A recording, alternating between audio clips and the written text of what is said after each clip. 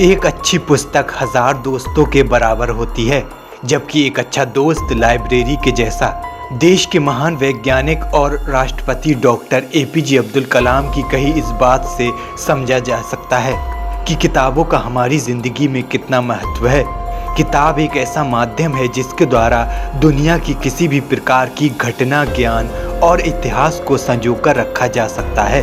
पुस्तकें हर व्यक्ति का मार्गदर्शन करती हैं, जीवन जीने की एक अच्छी राह भी दिखाती हैं। लेकिन बदलते दौर की एक सच्चाई यह भी है कि आज पुस्तकें पाठकों के हाथ में आने को तरसी गई हैं। फिर चाहे वो बच्चों की मनपसंद पत्रिका चंपक हो या फिर चाचा चौधरी की गुदगुदाने वाली कॉमिक्स। प्रतियोगी परीक्षाओं की तैयारी में अहम योगदान देने वाली किताबों को भी अब अपने कदरदानों का इंतजार रहता है। हल्द्वानी के रोडवेज बस स्टैंड के पास पिछले 2 दशक से अधिक समय से बुक स्टॉल लगाने वाले लोगों से जब अमृत विचार की टीम ने बात की तो उन्होंने बताया, डिजिटल क्रांति के दौर में बच्चों की मनपसंद किताब चंपक हो या फिर दूसरी पत्रिकाएं, खरीदार कम हो गए हैं।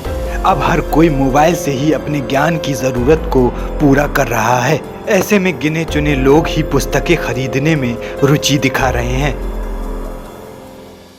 जहाँ तक देखिए बच्चों के क्रेज का सवाल है, आज की डेट में ये जो हमारे डिजिटल माध्यम है, डिजिटल माध्यमों ने जो है सब बच्चों का जो पढ़ाई के प्रति, जो खासतौर से पुस्तकों के प्रति जो रुझान था वो काफ़ी हद तक कम कर दिया है।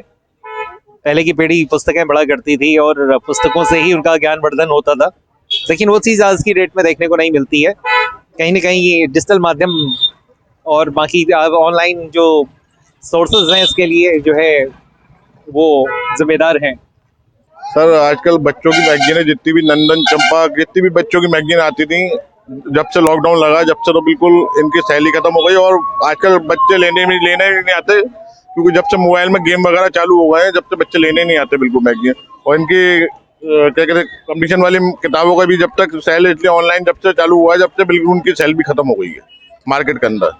इसलिए बस ये है, अब तो बैठना पड़ रहा है, इसलिए सुबह से खोल के ये सोचना पड़ रहा है कि बस बिक जाए नहीं तो कोई पैसा पता नहीं है। सर मेरा हो गया सर 15-16 साल हो गए करते करते, ठीक है सर। अब बहुत ज़्यादा कम से कम 90% के अंदर आके 10% काम रह गया बस, क्योंकि ऑनलाइन ने सारा काम खत्म कर दिया। अब पहले की तो किताबों का उतना क्रेज रहा नहीं, जो कंटिन्यू ग्राहक पढ़ने वाले वो तो पढ़ते हैं। और अभी इस वक्त कोरोना के चक्कर में कई मैगजीनें बंद हो गई हैं, इसलिए वो बिक्री अब पहले की तरह नहीं रही, पेपरों की हो चाहे मैगजीनें की हो। और जो ग्राहक कंटिन्यू पढ़ना है वो तो पढ़ ही रहा है, और बाकी जो नए पीढ़ी के बच्चे हैं वो ज़्यादा गौर नहीं कर सकते। हाँ, मोबाइल से तो बहुत फ़र्क पड़ा इन चीज़ों में, मोबाइल से बहुत फ़र्क पड़ा। फिर दूसरा क्या, कागज़ महंगे होने से भी लोग ज़रा अब हाथ कम रख रहे हैं, इससे मैगजीन में बहुत फ़र्क पड़ा। चाहे कोई भी मैगजीन हो, आप चाहे बच्चों वाली हो चाहे बड़े वाली हो, मतलब पहले वाली बात नहीं रही है। ना ऐसा है ना, जो ग्राहक देखिए, जो समझदार ग्राहक हो तो पेपर लेते ही लेता। चाहे मोबाइल चीज़ अलग हो गई, मोबाइल में तो रिकॉर्ड खत्म हो जाता है दूसरे दिन, लेकिन पेपर का रिकॉर्ड तो हमेशा काम आएगा ना वो। हाँ, क्योंकि मोबाइल वाला तो भाई आज उसने शो कर दिया, कल वो पिक्चर खत्म हो जाएगी, कल को दूसरी पिक्चर आ जाएगी, है नहीं है। तो अब कितने आ रहे हैं? अब यहाँ पहले की बिक्री में और अब की बिक्री में बड़ा डिफरेंस है। पहले हम सवेरे 10-15 अखबार 20-25 अखबार भेज देता, अब सवेरे मैं जब 5 बजे आता हूँ तो मुश्किल से 1-2 अखबार बेचते हैं।